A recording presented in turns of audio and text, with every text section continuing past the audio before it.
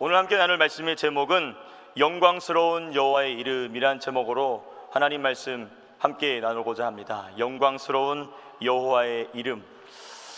우리 하나님의 이름은 저와 여러분들의 유일한 힘의 근원인 줄로 믿습니다. 아멘. 그럴 땐 아멘을 해주셔도 괜찮습니다. 네. 오늘 제가 다 하거든요. 좀 도와주세요. 네. 얼마나 힘들겠습니까? 잘 부탁드리겠습니다. 감사합니다. 하나님이 성도에게 주신 수많은 특권들이 있습니다. 우리가 예수님을 믿으면 받게 되는 특권들이 참 많습니다. 근데 그 특권들이 너무나 자연스럽게 우리 안에 들어와 있기 때문에 우리가 그것을 특권인지 모르고 사는 경우가 참 많습니다. 그 중에 하나가 바로 무엇이냐? 예수 그리스도의 이름입니다. 성도가 구원을 받으면서 하나님으로부터 받은 특권 중에 가장 놀라운 능력 중에 하나가 바로 무엇이냐? 바로 예수님의 이름인 것입니다. 그래서 예수 그리스도의 이름을 사용하는 것은 성도에게 주신 특권이자 책무입니다. 다시 말씀드리겠습니다. 예수님의 이름을 사용하는 것은 사람으로서 누릴 수 있는 놀라운 특권이자 동시에 책무입니다. 책임이고 사명입니다. 그래서 저와 여러분들은 삶 속에서 예수님의 이름을 많이 사용할 수 있게 되기를 주님의 이름으로 축복합니다. 물론 무분별하게 사용해서는 안 되죠. 우리 출애굽기 20장 7절 말씀 같이 한번 읽어보겠습니다. 시작. 너는 내 하나님 여호와의 이름을 망령되게 부르지 말라. 여호와는 그의 이름을 망령되게 부르는 자를 죄 없다 하지 아니하리라. 서양의 문화는 기독교 문화이기 때문에 입에서 나오는 농담까지도 하나님의 이름을 부르고 있습니다. 그러나 그것은 우리 친구들 잘 알아두시기 바랍니다. 하나님의 이름을 망령되이 부르는 것입니다. 그렇게 해서는 우리가 하나님의 이름, 예수님의 이름을 사용해서는 안 되죠. 그렇다면 우리가 예수님의 이름을 어떻게 해야 잘 사용할 수 있는가? 성경은 우리에게 힌트를 주고 있는데요, 사도행전을 비롯한 사도들의 서신을 보게 되면 사도들이 중요한 대목마다 누구의 이름을 사용하고 있느냐? 바로 예수님의 이름을 사용하고 있습니다.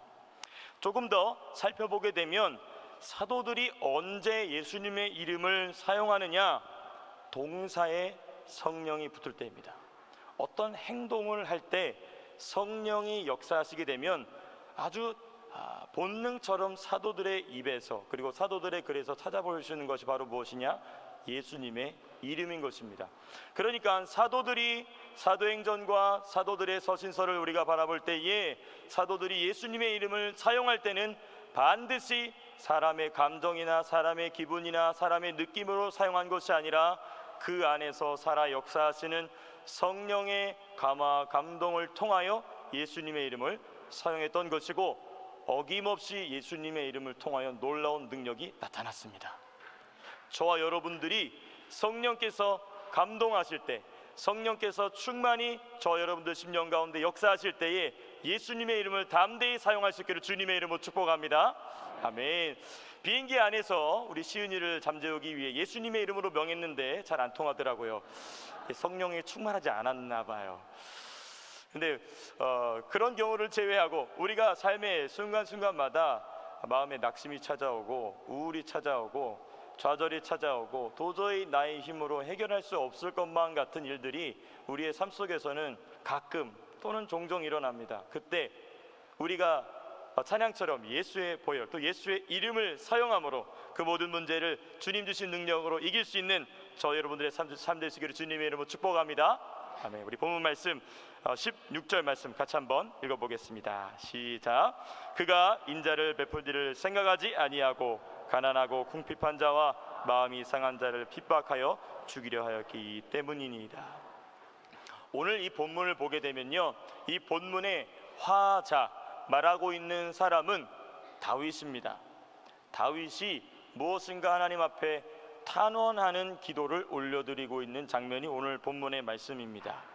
이 16절을 통하여서요, 우리가 세 가지를 좀 발견할 수 있습니다. 첫 번째는 다윗과 그리고 다윗과 함께한 공동체를 발견하게 됩니다.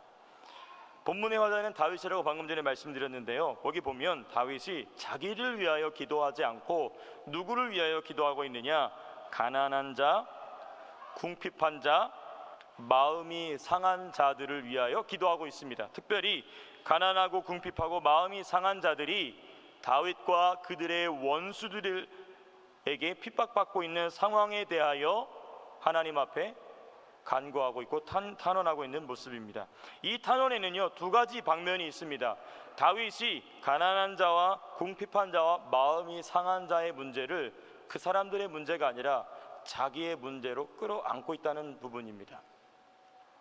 두 번째는 그들을 위하여 그리고 그들을 대신하여 원수들의 악행을 하나님께 고발하고 있다는 점입니다. 이 모습을 제가 왜 집중하고자 하느냐, 이 모습은 누구의 모습을 우리에게 떠오르게 하느냐, 바로 예수님의 모습을 떠오르게 합니다. 왜냐하면 이 다윗이 가난한 자, 궁핍한 자, 그리고 원수들에게 핍박받는 자들을 위하여 탄원하는 이 기도의 내용은 마치 다메섹 도상에서 예수 믿는 자들을 잡기 위하여 달려가던 사울에게 하신 말씀과 유사하기 때문에 그렇습니다. 우리 같이 한번 사도행전 9장 3절부터 5절까지의 말씀 같이 한번 읽어보겠습니다. 시작. 사울이 길을 가다가 다메섹에 가까이 이르렀 호련히 하늘로부터 빛이 그를 둘러 비치는지라. 땅에 엎드려져 들음에 소리가 있어 이르시되 사울아 사울아 내가 어찌하여 나를 박해하느냐 하시거늘 대답하되 주여 누구시니까 이르시되 나는 내가 박해하는 예수라. 자, 여기 예수님이 하시는 말씀이 참 중요합니다. 사실 사도 바울은 예수님을 직접 박해한 적은 단 한 번도 없습니다. 예수님을 믿는 성도들을 박해했을 뿐이지 예수님을 박해한 적이 없습니다. 근데 예수님 뭐라고 말씀하시냐면 사울아 사울아 내가 어찌하여 나의 성도들을 박해하느냐라고 말씀하지 않으시고 어찌하여 나를 박해하느냐. 사울이 물어봅니다. 주여 누구시니까 이르시되 나는 내가 박해하는 예수라. 이게 무슨 의미냐면요, 사울을 향하여 하신 이 말씀은 예수님과 교회가, 예수님과 성도가 한 몸이라는 것을 보여줍니다. 그러니까 다윗이 여기에서 가난한 자와 궁핍한 자와 마음이 상한 자를 위하여 탄원하고 기도한 것은 단순히 그들이 불쌍해서가 아니라 마치 교회와 예수님과 그리고 예수님과 성도가 하나가 되고 한 몸이 되었던 것처럼 다윗은 궁핍한 자와 가난한 자와 마음이 상한 자와 한 몸이 되었음을 보여주는 것입니다. 이 공동체의 연합은 그리스도와 교회 그리고 그리스도와 성도의 연합을 예표합니다. 그래서 주님은 다윗과 함께한 공동체를 축복하셨고 그 공동체를 선택하셔서 이스라엘 왕국의 핵심 인물들로 세우신 것입니다. 중요한 것은 무엇이냐? 그 공동체가 예수님과 성도와의 연합, 예수님과 교회와의 연합을 예표하고 있느냐, 보여주고 있느냐가 정말 중요합니다. 이 땅에는 수많은 공동체들이 존재합니다. 여러 가지 동아리도 있고 여러 가지 모임도 있고 여러 가지 주제들과 여러 가지 자신들의 특성을 가지고 모여있는 모임들이 많습니다. 근데 그 모임이 다 예수님과 교회의 연합을 보여주지는 않습니다. 그러나 우리 예수 따라가는 교회 그리고 예수 따라가는 교회 모든 부서와 순모임은 마치 예수님과 교회와의 연합, 다윗과 그의 공동체의 연합과 같이 하나의 한 몸으로 이루어지는 한 몸이 될 수 있기를 주님의 이름으로 축복합니다. 두 번째 부분은 무엇이냐? 원수들의 악행을 대신 고발하는 다윗입니다. 여기서 중요한 것은 무엇이냐? 우리의 의로우신 대언자 예수 그리스도의 모습을 보여준다는 것입니다. 대신 용서를 구하시고 대신 변론하시는 예수님, 그리고 그들을 위하여 중보하시는 예수님의 모습이 누구를 통하여 지금 드러나고 있느냐? 다윗을 통하여 드러나고 있는 것입니다. 그러니까 여기서는 예수님이 중보하시고 예수님이 우리를 위하여 변론해 주시고 예수님이 우리를 위하여 대변하시는 모습일 뿐만 아니라 동시에 이것은 무엇을 보여주느냐? 성령의 능력 안에서 말씀과 기도로 하나 된 공동체에 두드러지는 특징이 바로 무엇이냐? 중보기도입니다. 중보기도하는 것입니다. 중보기도를 통하여 하나님의 말씀, 하나님의 복음이 능력 있게 전파되게 되고 질병이 고침받게 되고 악한 영들이 떠나가게 되고 삶의 고민들이 풀려나가게 되며 주님을 더욱더 사랑하는 공동체로 만들어가는 정말 중요한 기도의 모임이 무엇이냐, 바로 중보 기도 모임입니다. 우리 매주 금요일 저녁 되면 우리 브라이언스 예배당에서는 권사님들과 집사님들이 모여서 중보 기도합니다. 우리 교회를 위하여, 또 목회자들을 위하여, 또 선교를 위하여 중보 기도합니다. 저는 그 중보 기도 모임 너무나 귀중하다고 생각합니다. 왜냐? 그 모습은 무엇을 보여주느냐? 오늘 본문에 다윗이 자신과 함께한 이들을 위하여 중보하였던 모습처럼, 그리고 예수님께서 하나님의 보좌 우편에서 여전히 우리를 위하여 중보하시는 것처럼 성도가 성도를 위하여, 예수 안에 있는, 예수 따라가는 공동체 안에 있는 서로가 서로를 위하여 중보 기도하는 이 모임은 예수님이 그의 몸된 교회를 사랑하시고 그의 몸된 성도들을 이끌어 가시는 중요한 능력의 통로인 줄로 믿습니다. 여러분, 함께 중보 기도하는 것은 정말 놀라운 능력입니다.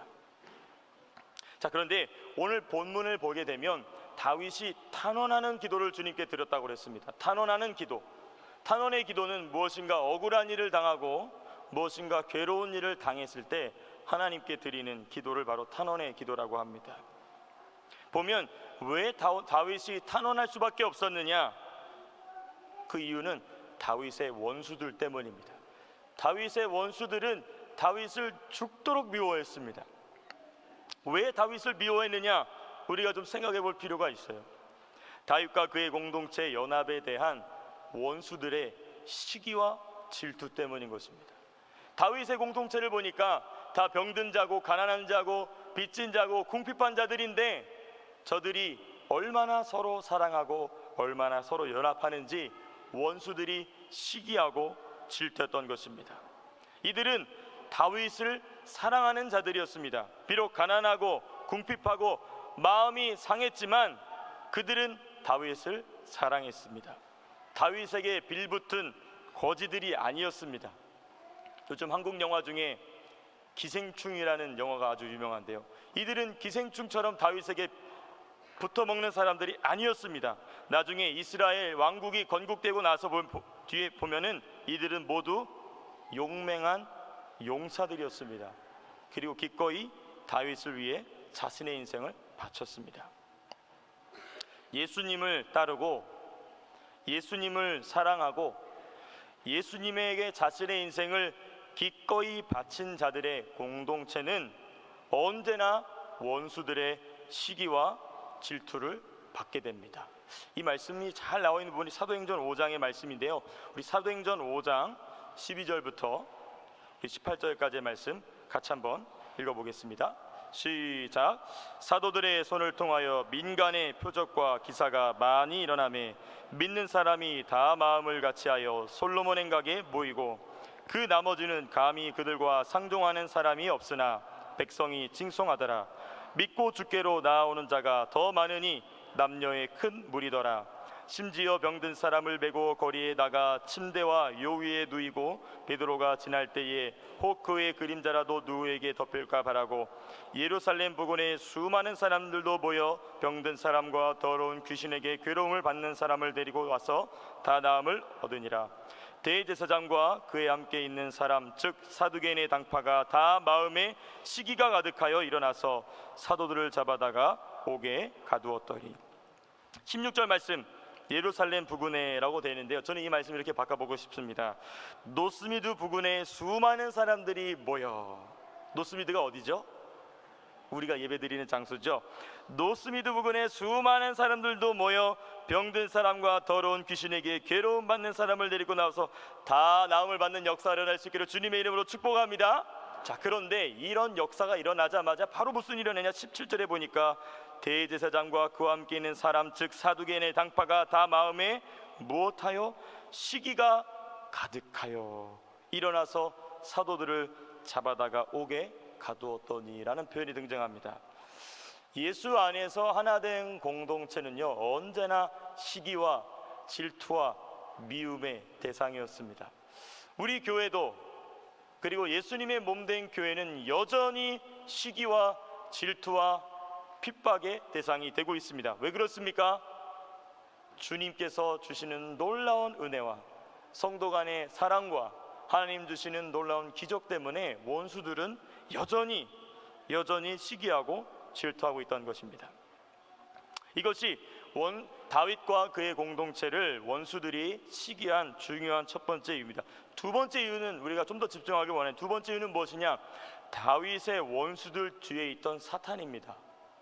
그러니까 다윗의 원수들은 다윗과 함께하는 그들의 모습 자체가 정말 꼴보기 싫었는데, 그 원수들 이면에서, 그 원수들의 마음속에서 그들로 하여금 지속적으로 다윗과 그의 공동체를 미워하게 하고 시기하게 하고 질투하게 만드는 원수 사탄의 존재를 우리는 집중할 필요가 있습니다. 왜냐하면 사탄은 무엇을 알고 있었느냐? 다윗의 후손에서 자신의 머리를 깨트릴 메시아가 태어나게 될 것을 알고 있었기 때문입니다. 너무너무나 중요합니다. 그렇기 때문에 다윗과 그의 후손들을 해치기 위한 노력은 예수님이 탄생하는 그날까지 계속되었습니다. 예수님이 탄생하신다는 소식을 듣자 사단이 헤롯 왕의 마음을 책동하여서 무엇을 일으킵니까? 베들레헴 근동의 아기들을 전부 학살합니다.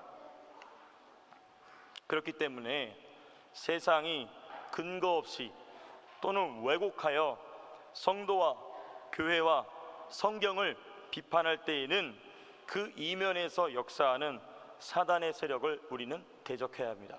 그래서 중보기도가 중요한 것입니다. 그래서 우리 주님이 우리를 위해 중보하고 계실 뿐만 아니라 우리도 그 예수님의 모습을 본받아서 사단의 세력이 이 공동체를 시기하고 질투할 때에 그것을 영적인 싸움으로 어떻게 이겨내느냐? 바로 중보기도인 것입니다. 개개인이 기도하는 것도 중요합니다. 그러나 한 자리에 모여 함께 기도하고 함께 중보할 때에 예수님의 몸된 능력이 흘러나가게 되는 것입니다. 이런 역사가 저와 여러분들의 삶 가운데 풍성케 되기를 축복합니다. 다윗을 미워한 원수는 이제 교회를 미워하고 있습니다. 세상은요, 교회를 끝없이 미워하고 대적합니다. 왜 그렇습니까? 세상과는 조금도 섞일 수 없는 진리를 품고 있기 때문에 그렇습니다. 세상에서는 찾을 수 없는 진리를 품고 있기 때문입니다. 그리고 예수님의 몸 자체가 바로 교회이기 때문에 그렇습니다. 어떤 분들은 이렇게 질문할 수 있습니다. 교회에서 뭐 잘못한 게 있기 때문이 아닌가? 목사들이 어떤 실수를 하고 잘못을 저질러서 매스컴을 타게 되고, 또 어떤 성도들이 크리스찬이라는 이름을 갖고 있음에도 불구하고 잘못을 저질렀기 때문에 세상을 미워하는 것이 아닌가? 그렇게 이야기할 수도 있습니다. 그러나 오늘 말씀을 통하여, 그리고 성경의 역사를 통하여 우리가 살펴볼 때 세상이 우리를, 세상이 교회를, 세상이 성도를 미워하고 대적하는 것은 우리가 잘못한 것이 있기 때문이 아니라 중요합니다. 그들이 듣고 싶어하지 않는 말, 곧 진리를 선포하고 있기 때문입니다. 교회보다도 더 타락한 것이 이 땅에 많습니다. 그러나 누구도 그런 것을 정죄하지 않습니다. 오히려 보장하고 법으로 보호하죠. 그런데 교회는 아주 조그만한 잘못만 나타나도 세상은 득달같이 달려들어서 교회를 물어뜯고 교회를 저주하고자 합니다. 왜 그렇습니까? 교회에서는 그들이 듣고 싶어하지 않는 말, 진리를 선포하고 있기 때문에 그렇습니다. 진리는 무엇입니까? 바로 빛입니다. 진리의 빛 앞에서 그들의 추악한 어둠과 죄악들이 드러나기 때문에 그렇습니다. 이러한 상황에 직면하게 된다면 교회는 다윗이 그의 공동체와 더 깊은 연합 안으로 들어갔던 것 같이 예수님과의 깊은 연합으로 들어가야 합니다.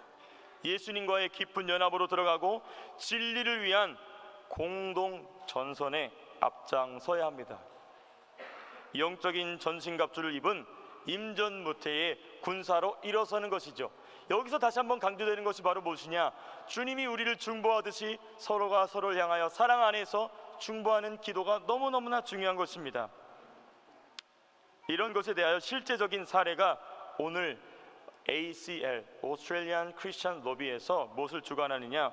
Stand for Life, 그러니까 Pro-Life Movement인데요. 이게 뭐냐면 낙태 반대 운동입니다. 그래서 이 ACL에서 오늘 오후 2시 30분에 시티 하이드파크에서 무엇을 준비하고 있느냐? 호주에서 가장 큰 프로 라이프 데몬스트레이션을 준비하고 있습니다. 그래서 우리가 같이 함께 참석하면 참 좋겠는데, 참석하지 못한다 할지라도 기도로 그리고 후원으로 함께 해야 될 줄로 믿습니다. 이것은 그들만의 싸움이 아니라 저와 여러분들의 싸움인 것이죠. 왜 그렇습니까? 교회를 핍박하고 교회가 주장하는 진리를 듣고 싶어하지 않는 세상을 향하여 마땅히 우리가 가져야 할 자세요 태도인 줄로 믿습니다. 우리 본문 말씀 17절부터 19절까지 한번 같이 읽어보겠습니다. 시작. 그가 저주하기를 좋아하더니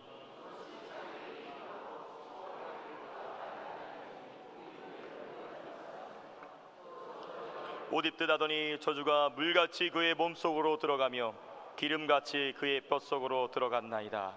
저주가 그에게는 입는 옷 같고 항상 뛰는 띠와 같게 하소서. 아멘. 이 부분은요, 우리가 16절에서는 다윗과 함께한 그의 공동체를 저주하고 핍박하는 자들을 향하여 다윗이 탄원하는 기도의 내용을 적고 있습니다. 그런데 지금 17절부터 19절까지는 다윗과 그의 공동체를 저주한 그리고 대적한 자들의 최후에 대하여 이야기하고 있습니다. 17절과 18절에 보면 이런 표현이 있습니다. 그가 저주하기를 좋아하더니, 또 저주하기를 옷 입듯 하더니란 표현이 또 18절에 있습니다. 여기 참 주목할 부분이 있습니다. 다윗의 원수들이 저주하기를 좋아한 이유는 무엇입니까? 사람들 중에 저주하기를 좋아하는 사람이 있나요? 축복하거나 고마워하거나 또 즐거움이나 기쁨을 표현하는데, 오늘 말씀해 보니까 그들은 저주하기를 좋아했다. 참 특이하죠? 왜 저주하기를 좋아했을까요? 이들이 저주하기를 좋아한 이유는 무엇이냐? 그들이 저주하면 저주한 대로 이루어진 사례들이 있었기 때문에 그렇습니다. 이것은 제 개인의 주장이 아니라요, 성경을 보면 그렇습니다. 발람에게 발락이 무엇을 부탁하느냐? 이스라엘을 향하여 저주해달라고 이야기합니다. 왜냐? 발람이 저주하여 저주가 그대로 이루어진 사례가 있었기 때문인 것이죠. 다윗과 다윗의 원수들을 저주한 자들이 저주하기를 기뻐한 이유는 무엇이냐? 저주한 대로 된 사례가 많았기 때문에 그렇습니다. 그러나 다윗을 저주한 자들은 도리어 자신이 한 저주를 돌려받게 됩니다. 상대를 잘못 골랐죠. 잘못 골랐어요. 마음이 높아지고 그만하시다 보니 하나님의 몸된 교회와 예수 그리스도의 연합을 보여주고 있는 다윗과 그의 공동체를 향하여 저주한 이 원수들은 자신이 저주한 그 저주를 다시 자기가 뒤집어 쓰게 됩니다. 왜 그렇습니까? 다윗은요, 창세기 12장 3절의 원리 안에 있었던 사람이기 때문에 그렇습니다. 우리 창세기 12장 3절 말씀 같이 한번 읽어보겠습니다. 시작. 너를 축복하는 자에게는 내가 복을 내리고 너를 저주하는 자에게는 내가 저주하리니 땅의 모든 족속이 너로 말미암아 복을 얻을 것이라 하신지라. 너무너무나 중요합니다. 이 말씀이 저와 여러분들에게 능력으로 나타나기를 축복합니다. 여러분들을 축복하면 그 축복한 사람이 축복을 받게 되는 것입니다. 저와 여러분들을 저주한 사람은 그 저주를 받게 되는 것입니다. 너무나 놀라운 것이죠. 모든 족속이 너로 말미암아 복을 얻을 것이라 하신지라. 다윗을 아무리 저주해도 저주가 통하지 않는 것입니다. 오히려 그 저주가 다윗의 원수들에게로 돌아가는 아주 기이한 현상이 일어나게 됩니다. 하나님께서 아브라함에게 이 축복을 하신 이유는 무엇이냐? 아브라함을 보호하시기 위함입니다. 중요합니다. 아브라함에게 복을 주시기 위해서 이 말씀을 하신 것 같지만요, 맞습니다. 아브라함에게 복이겠죠. 그런데 더 중요하게 생각할 것은 무엇이냐? 아브라함이 본토 친척 아버지 집을 떠난다는 것은 무엇이냐? 모험이죠. 본토를 떠난다는 것은 자기가 익숙한 문화를 버린다는 것입니다. 사람이 자기가 익숙한 것을 떠난다는 것은 참으로 어려운 일입니다. 그 본토를 하나님께서 떠나라고 하십니다. 준비 기간도 주지 않으세요. 떠나라, 당장 떠나야 되는 것입니다. 본토와 그리고 친척을 버려라. 이 친척을 버리라는 말은 같이 살고 있는 친척을 떠나라는 얘기가 아니라 아브라함에게는 자녀가 없었어요. 그래서 아브라함이 자신이 자녀가 없었기 때문에 자기의 형의 아들인 롯을 자기의 아들로 삼고자 하는 계획을 세웠던 것입니다. 그러니까 하나님은 그것을 아시고 뭐라고 말씀하시느냐?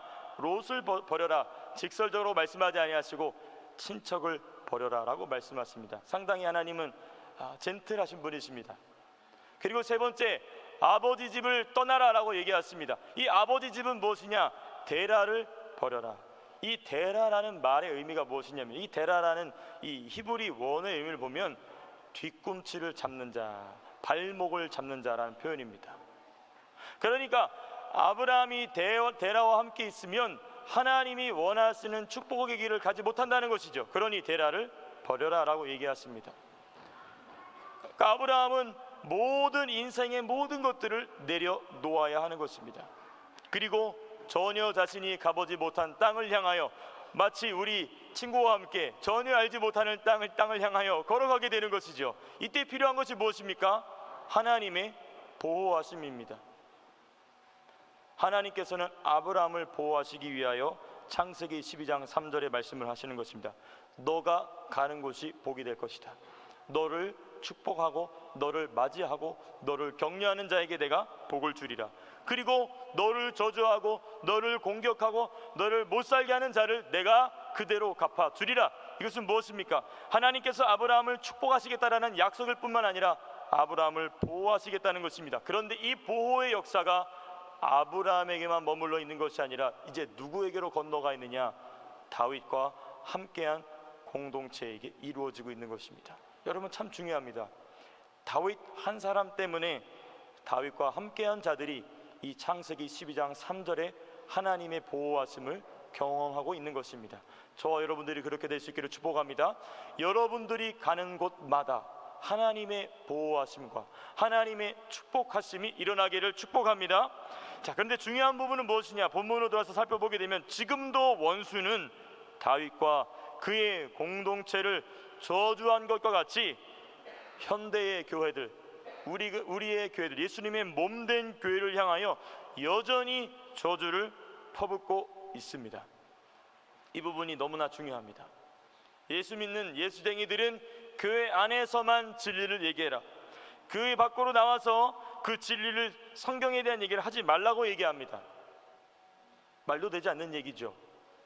그러나 이들은 국가의 권력과 정부와 정치 세력을 통하여 집요하게 교회를 핍박합니다.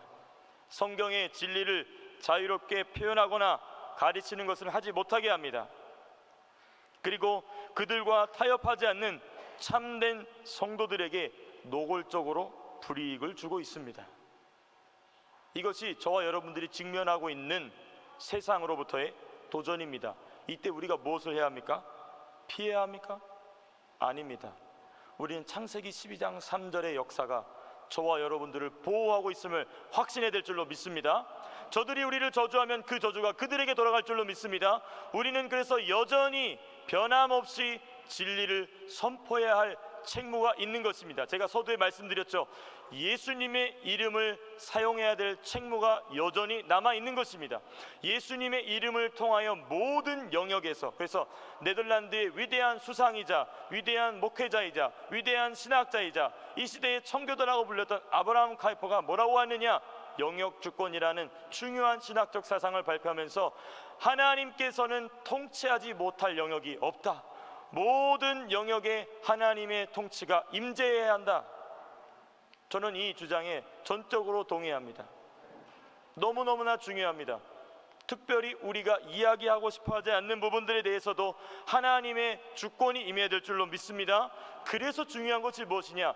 영광스러운 여호와의 이름을 능력 있게 사용하는 교회요 성도가 이 시대에 주님이 찾으시는 중요한 복음의 전신갑주를 입은 용사들인 줄로 믿습니다. 저와 여러분들께 쓰임받기를 주님의 이름으로 축복합니다. 특별히 저는 이 말씀을 준비하면서 제 마음에 뜨거워진 것은 무엇이냐? 제가 섬기고 있는 우리 사랑하는 다음 세대 축복하자의 친구들이 이렇게 일어나기를 간절히 소원합니다. 주님께서 전신갑주를 입히신, 우리가 지난달에 레위기를 공부하면서 대제사장이 위임식을 갖추게 됩니다. 위임식을 하자마자 너무나 중요하게 무엇을 입혀주느냐? 모세가 직접 대제사장의 복장을 입혀줍니다. 그것은 구약의 전신갑주입니다. 구약의 전신갑주는 이스라엘 백성 중에 단 한 명밖에 입을 수 없었습니다. 그러나 신약의 예수 그리스도를 통하여 그 구약의 놀라운 축복들이 온전히 성취됨으로 말미암아 이제는 대제사장만이 입을 수 있었던 그 놀라운 대제사장의 권위를 보여주는 옷이 이제는 예수 안에 있는 누구라도 입게 되는 것입니다. 그렇기 때문에 우리는 세상이 국가 권력과 정부와 정치 세력이 집요하게 교회를 핍박하고 정치인들이 법을 만들어서 교회에서 더 이상 진리를 선포하지 못하게 하는 일이 있다 할지라도 그 저주는 그들의 머리로 돌아가게 될 줄로 믿습니다. 우리는 여전히 예수님의 이름으로 축복하며 진리를 지켜야 될 줄로 믿습니다. 아멘. 제 가슴이 뜨거워집니다.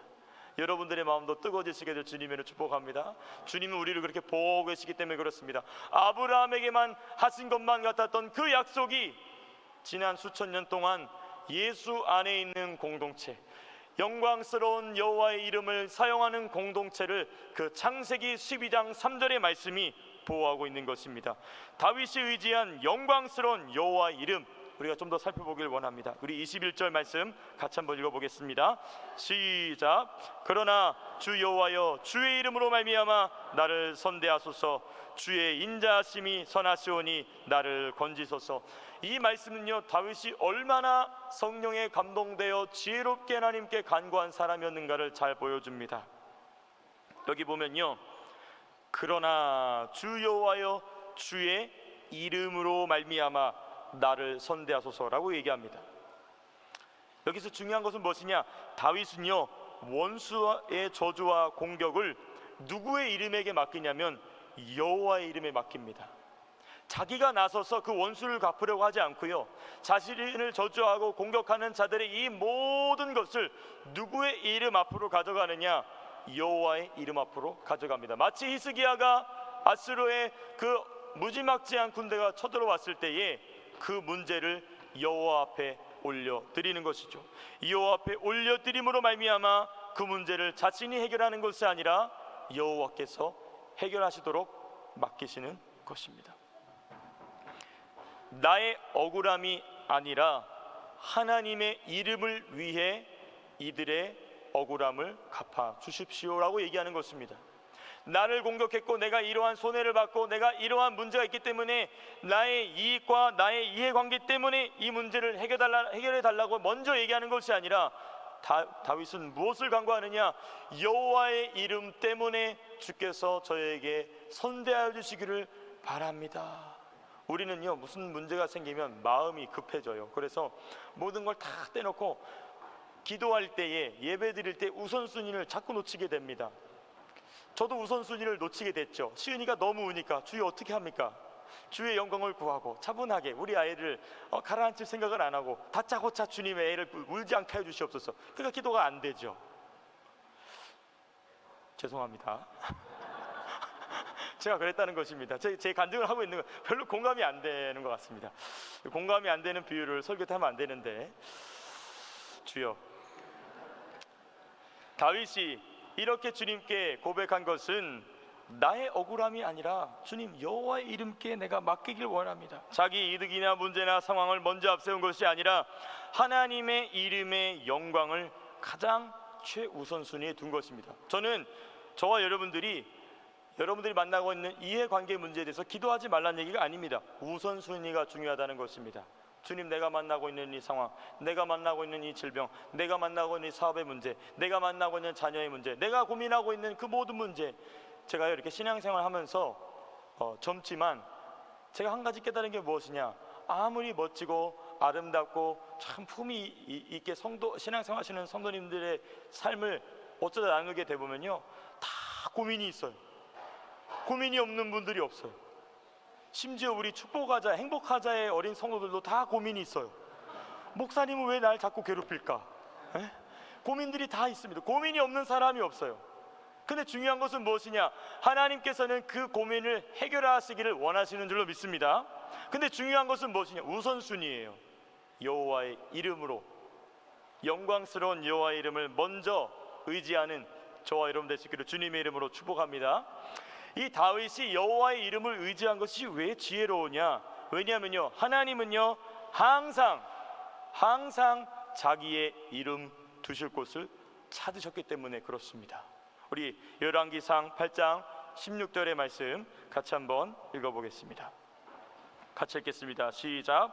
내가 내 백성 이스라엘을 애굽에서 인도하여 낸 날부터 내 이름을 둘 만한 집을 건축하기 위하여 이스라엘 모든 지파 가운데서 아무 성읍도 택하지 아니하고 다만 다윗을 택하여 내 백성 이스라엘을 다스리게 하였노라 하신지라. 자, 중요합니다. 내가 내 백성 이스라엘을 애굽에서 인도하여 낸 날부터 내 이름을 둘 만한 집을 건축하기 위하여. 너무나 중요합니다. 우리 주님은요, 항상 어떤 공동체를 만드실 때마다 여호와 하나님의 영광스러운 이름을 둘 만한 곳을 항상 건축하신다는 것입니다. 구약 시대에서는 우리의 눈으로 보이는 성전을 건축했지만 이제는 신약 시대에서는 눈에 보이지 않는 예수 그리스도의 몸된 교회를 세우고 계신 것입니다. 그래서 중요한 것은 무엇이냐? 여호와의 이름이 이 공동체 위에 있느냐? 여호와의 이름이 이 순모임 가운데 있느냐? 여호와의 이름이 우리 가정 가운데 있느냐? 여호와의 이름이 내가 섬기는 직장과 사업터 위에 있느냐는 우리 주님이 그 공동체와 함께 하시느냐의 중요한 키인 것입니다. 다윗이 주의 이름에 원수의 저주와 공격을 맡김으로 원수의 모든 저주와 공격은 주의 이름이 있는 여호와의 집을 향하게 되는 것입니다. 이게 너무나 중요합니다. 분명히 원수는 다윗을 저주하고 다윗을 미워하고 다윗을 공격했습니다. 그런데 나중에 뚜껑을 열어보니 본인들은 다윗을 공격한 것이 아니라 여호와의 거룩한 성전을 공격한 것이 돼버리게 된 것이죠. 원수의 저주와 공격을 자기의 혈기로 반응하는 것이 아니라 자기는 뒤로 물러나고 전쟁에 능하신 하나님께 원수의 모든 악행을 돌려드림으로 말미암아 하나님이 일하시도록 배려해드린 바로 다윗의 지혜인 것입니다. 이런 지혜가 저와 여러분들에게 있기를 축복합니다. 이런 지혜가 너무나 중요해요. 하나님, 나의 인생 가운데 이런 문제가 있는데 이 문제를 주님 발 앞에 내려놓습니다.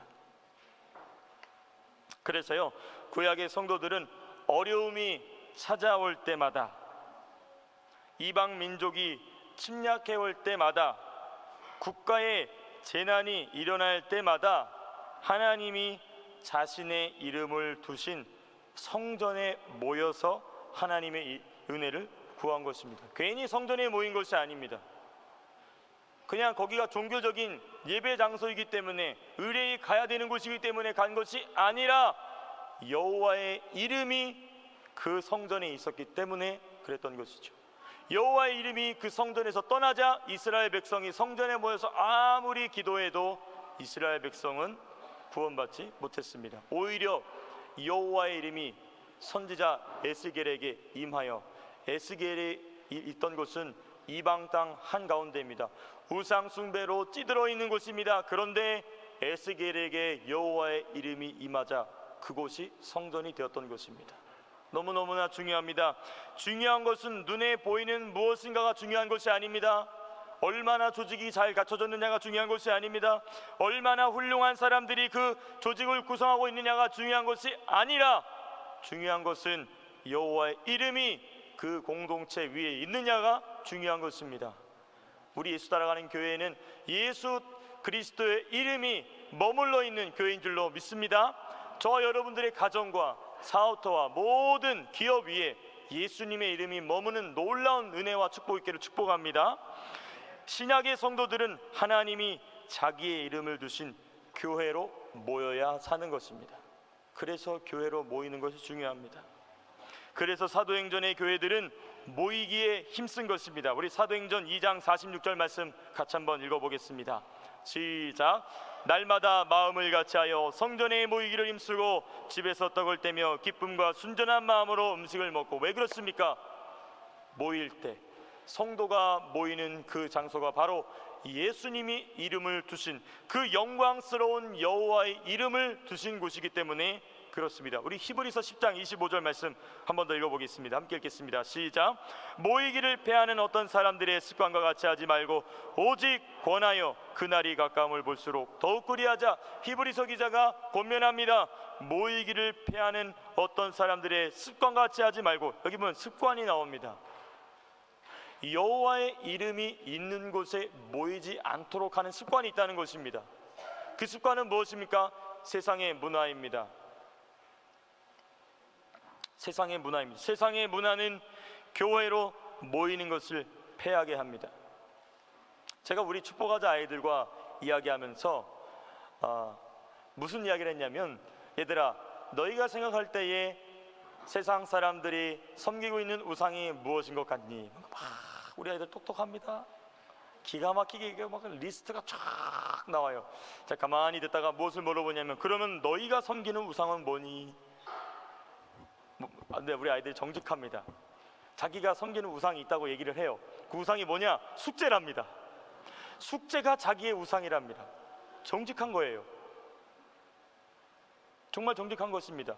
숙제가 우리 아이들의 마음을 얼마나 짓눌렀으면, 목사님이 너희들이 섬기는 우상이 무엇이냐 물어봤을 때 본능처럼 마치 방언이 터지듯이 뭐라고 얘기하느냐?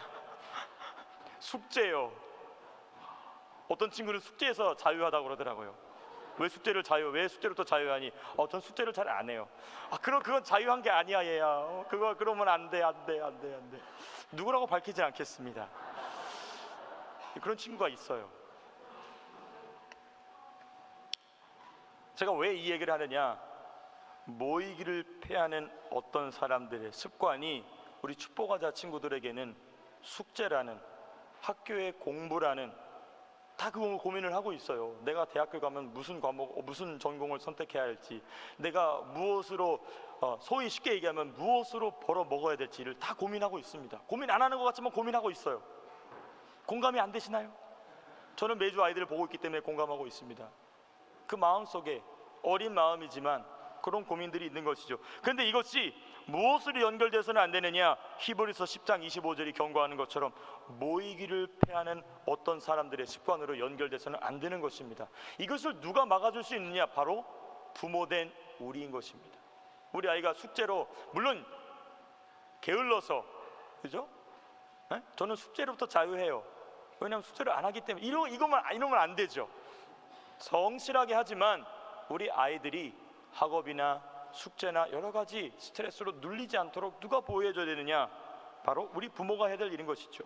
왜냐? 히브리서 10장 25절의 말씀 때문에 그렇습니다. 모이기를 패하는 어떤 사람들의 습관이 우리 아이들에게로 건너가서는 안 된다는 것이죠. 왜냐? 교회로 모여야 살기 때문에 그렇습니다. 교회는 누구의 이름이 있습니까? 영광스러운 여호와의 이름, 예수 그리스도의 이름이 머문 곳이기 때문인 줄로 믿습니다. 자, 그런데 더 중요한 것은 무엇이냐? 신약 성경은 우리에게 무엇을 얘기하고 있느냐? 신약 성도 자체가 하나님이 이름을 두신 성전이다라고 이야기하고 있습니다. 하나님이 자기 이름을 두신 성전된, 교회된 성도 개개인은 영광스러운 여호와의 이름, 곧 예수 그리스도의 이름을 성령의 능력으로 사용해야 될 특권과 책무가 있다. 제가 서두에서 말씀드렸죠. 이것은 신약의 성도가 창세기 12장 3절에서 하나님이 아브라함에게 수천 년 전에 하신 약속이 여전히 나에게 유효할 뿐만 아니라 능력 있게 나타나는 통로인 것입니다. 여러분, 예수님의 이름을 많이 사용할 수 있게 되기를 축복합니다. 자꾸 사용하십시오. 성령의 능력을 의지하여서 말씀의 사례를 통하여서 사도들이 언제 예수님의 이름을 사용하는 것을 사도행전과 신약 성경을 통하여서 기억하시면서 예수님의 이름을 많이 사용하십시오. 예수님의 이름을 사용하면 사용할수록 예수님의 능력이 저와 여러분들을 통하여 흘러넘치게 될 줄로 믿습니다. 그러므로 성도는요, 세상의 눈치를 보고 입을 다물고 있어서는 안 됩니다. 그래서 위대한 신앙의 선배들은, 특별히 미국을 건국한 Founding Fathers, 청교도들이었던 이 Founding Fathers는 법안으로 무엇을 만드느냐? 표현의 자유를 법으로 만듭니다. 왜 표현의 자유가 중요하느냐? 기독교인들이 하나님의 말씀을, 진리의 말씀을 언제든지라도 가감없이 표현할 수 있도록 법적으로 보장해 놓은 것입니다. 너무나 중요합니다. 최근에 이스라엘 팔라우 선수의 그 SNS에서 표현은 표현의 자유로서 보장받아야 될 것입니다. 그런데 수많은 사람들이 득달같이 달려들어서 그것은 디스크리미네이션이다 라고 표현의 자유를 억압합니다. 교회는 여기에 입을 다물고 있어서는 안 됩니다. 왜냐? 성도는 세상의 눈치를 보고 입을 다물고 있는 존재가 아니라 계속하여 담대하게, 우리 암송하는 말씀처럼 때를 얻든지 못 얻든지 항상 주의 말씀을 전파해야 될 책무가 있는 줄로 믿습니다. 그래서 영적인 표현의 자유는 우리가 조금도 타협할 수 없는 진리의 영역인 것입니다. 그래서 어떤 영역에서든지 예수님의 이름으로 진리를 선포하고 선언해야 합니다. 물론 차갑고 냉혹하게 정죄하라는 것이 아닙니다. 따뜻하고 사랑 안에서, 그러나 타협하지 않는 분명한 확고함으로 우리는 계속적으로 하나님의 말씀을 선포해야 될 책무가 있는 줄로 믿습니다. 이러한 교회, 이러한 성도에게 무슨 능력이 나타나느냐? 오늘 말씀의 제목과 같이 영광스러운 여호와의 이름이 그의 인생을 둘러덮는 것입니다. 여호와의 영광스러운 이름을 사용할 때마다, 그 놀라운 이름 예수 그리스도의 이름을 사용할 때마다 하나님께서는 그 이름을 사용하는 자에게 놀라운 복을 내리시고, 그리고 그를 저주하는 자에게는 저주로 갚으실 뿐만 아니라 하나님이 원하시는 아름다운 공동체를 이루는 하나님의 귀한 지체들로 세우는 것입니다. 결론입니다. 영광스러운 여호와의 이름의 능력은 중요합니다. 언제나 여호와의 임재와 함께한다는 것입니다. 여호와의 충만한 임재인 것입니다. 우리 축복받은 친구들 너무나 똑똑해요. 목사님, 하나님은 omnipresence, 어느 곳에나 편재, 무소부재하신 하나님 아닙니까? 라고 얘기합니다. 우리 아이들 정말 똑똑하지 않습니까? 별로 공감이 안 되시네요. 여러분들의 자녀인데. 제가 하나님이 특별하게 임재하신다, 딱 그 얘기하니까 아이들이 뭐라고 했냐? 하나님은 어느 곳에나 편재하신 하나님이 아니냐? 그 하나님이 특별하게 임재한다는 것은 무엇이냐? 굉장히 신학적인 질문을 합니다. 저만 감동이 되나요, 이게? 우리 아이들이 그런 질문을 할 때 제가 뭐라고 얘기하냐? 맞아, 네 말이 맞아. 하나님이 안 계신 곳은 없어. 하나님은 모든 곳에 편재하시지만 특별히 자신의 임재를 더욱 강하게 하시는 곳이 있다. 그것이 어디냐? 바로 여호와의 이름을 둔 곳이다라는 것이죠. 저와 여러분들이 영광스러운 여호와의 이름을 담지하고 있는, 예수님의 이름의 놀라운 능력을 품고 있는 성도인 줄로 믿습니다. 그래서 어디를 가든지 담대히, 원수가 아무리 저주하고 덤벼들고 핍박하고 우리가 말하는 진리를 왜곡시킨다 할지라도 끝까지 예수님의 영광스러운 이름을 의지하여 진리의 말씀을 선포해야 될 줄로 믿습니다. 말씀을 맺겠습니다. 본문은 다윗의 탄원으로 시작됩니다. 무자비한 원수들이 퍼붓는 저주와 핍박에 무방비로 당하는 가난한 자들과 궁핍한 자들과 마음이 상한 자들에 대한 다윗의 탄원이죠. 시작이 우울합니다.